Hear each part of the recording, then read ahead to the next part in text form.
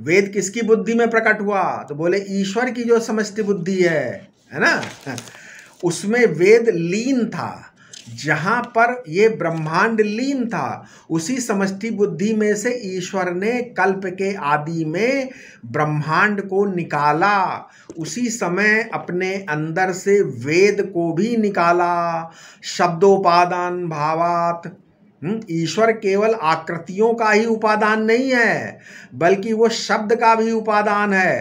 अर्थ प्रकट करने वाली जो ध्वनियां हैं, अर्थ दोतनात् ध्वनया, अर्थ दोतनात् ध्वनया, है ना, वे शब्द कहलाते हैं।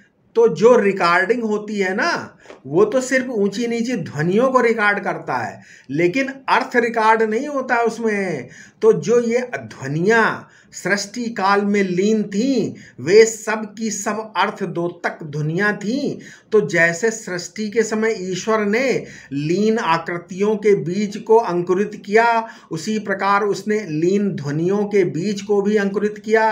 अर्थात ध्वनियों की अर्थ द्योतन आनुपूर्वी को ईश्वर ने सृष्टि काल में प्रकट किया।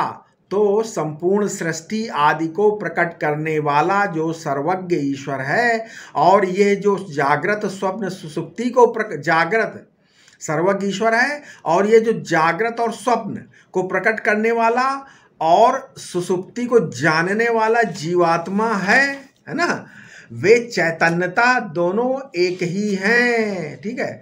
सोते समय जैसे शब्द और आकृति और शब्द का अर्थ संबंधी ज्ञान तथा उनकी अनुपूर्वी सब बीजावस्था को प्राप्त होती है कि नहीं, तो सुषुप्ति के साक्षी भास से बन जाते हैं, और जागृत होने पर है ना, वे सब पुनः ज्यों के त्यों उदय हो जाते हैं। उसी प्रकार प्रलयावस्था में सब आकृतियां और ध्वनियां उनकी अनुपूर्वी बीज रूप में लीन होकर ईश्वर भास से रहती हैं, और सृष्टि के समय ज्यों की त्यों पुनः अंकुरित हो जाती हैं। ये दोनों अवस्थाएं बिल्कुल एक ही हैं, भले ही उनमें एक बड़ी अवस्था हो और एक छोटी अवस्था हो। इसलिए जो आत्म चैतन्य है वही ईश्वर चैतन्य है, ये सिद्ध हुआ।